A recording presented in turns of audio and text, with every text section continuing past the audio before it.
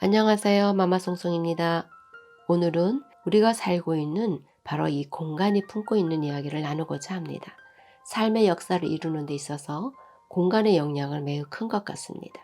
내가 속한 공간은 별도의 특별성을 부여하게 되고 그곳에서 우리는 안정감을 갖게 됩니다. 작은 공간이든 커다란 사이즈의 공간이든 그 공간이 우리를 보호해주고 있다고 생각하기 때문에 벽이나 칸막이 하나를 두고 분리된 공간일지라도 온전히 나의 영역이라고 정하게 되고 스스로 권리를 부여하게 됩니다.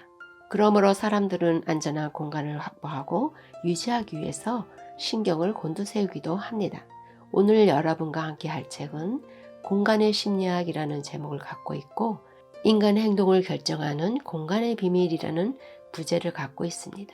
발터 슈미트 작가가 집필했으며 사람들이 살아가는 공간에 따라 움직여지는 사람의 심리에 대하여 이야기를 하고 있습니다. 우리는 일반적으로 도서관이나 교회 등 특정한 장소에 가게 되면 예전에 앉곤 했던 특정한 나만의 자리에 앉기를 원합니다. 늘 앉아있던 자리가 비어있는 것을 발견하면 입가에 미소가 번지며 살짝 설레기도 하는 경험을 합니다. 학원 등에 가도 늘 앉던 자리에 책이나 가방을 올려놓아서 영역 표시를 하곤 합니다. 작가는 이러한 행동은 바로 공간이 주는 안전한 심리 때문에 나타난다고 말합니다. 우리는 익숙함에 대하여 무한한 편안함을 느끼며 그러한 행동을 고수하게 됩니다. 습관 고치기가 매우 힘든 것은 바로 이러한 편안함을 잊어버릴까 하는 두려움 때문이기도 합니다. 고착된 행동이나 심리는 그만큼 마음의 평온함을 가져다 주기 때문이기도 하지요.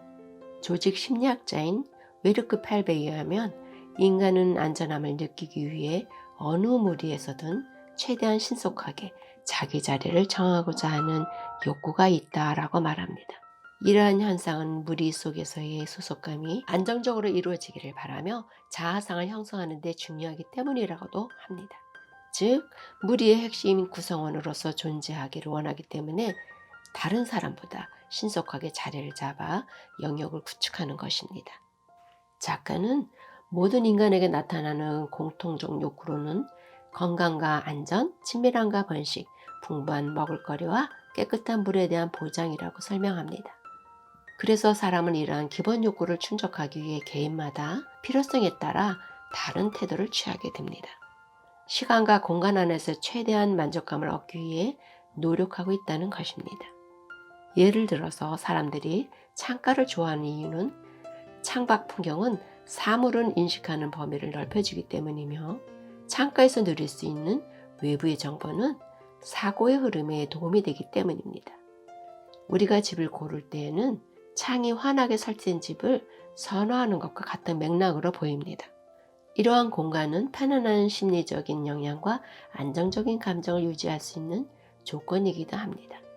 공원과 습기를 거니는 것을 편안한 마음으로 받아들이고 기쁘게 생각하는 것도 자연 환경과 밝은 빛 등 자연적인 현상이 심리적인 변화에 긍정적인 영향을 끼치기 때문일 것입니다.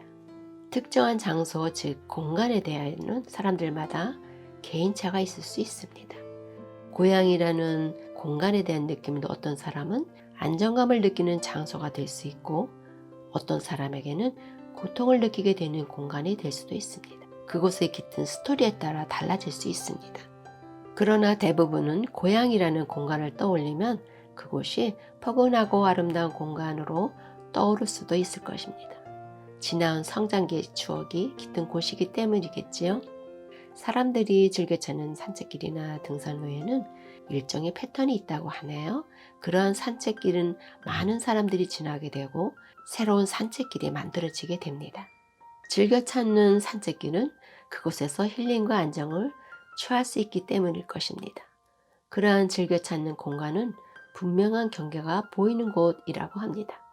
나무나 숲이 빽빽한 곳을 지날 때는 불안감이 생기고 위험을 느끼게 되는 것을 경험하셨을 것입니다. 그러나 나무들이 띄엄띄엄 있고 공터가 보이고 시야가 확보되고 어떠한 위험성이 숲으로부터 나타날 때 금방 알아차릴 수 있다는 예측할 수 있는 곳, 즉 안전함을 갖게 하는 장소가 편안함을 갖게 되고 좋은 공간이라는 의미를 부여할 수 있게 됩니다.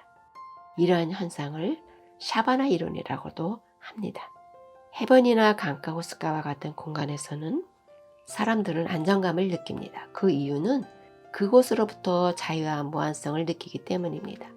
또한 물이 있는 곳은 인간에게 근원적 안정감을 주는데, 그 이유는 태아적의 양수에서 성장하면서 느끼는 안정감이나 사람이 물이 없으면 생명의 존재에 대한 위험성을 알아차리기 때문이라고도 할 것입니다.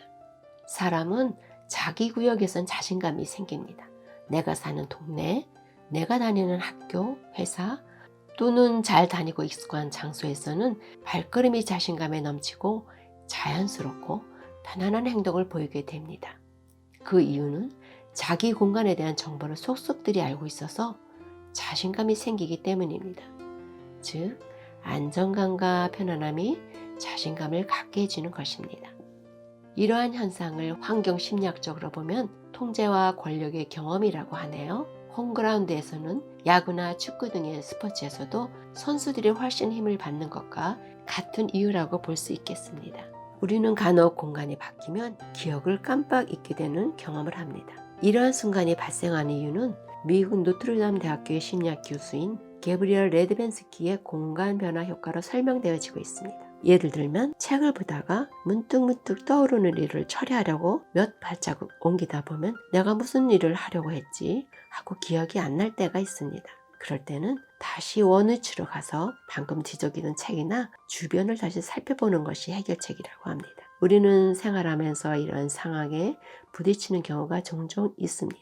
이러한 상황이 연출되는 것은 우리 뇌 안의 시스템에서는 사물 인식과 장소가 지속적으로 연결되어 있기 때문이며, 이러한 뇌 역할로 인해서 우리가 깜빡했던 것을 다시 원위치로 왔을 때 생각이 되살아나는 것은 뇌 안에서의 경험의 한계를 만들어내기 때문이라고 합니다.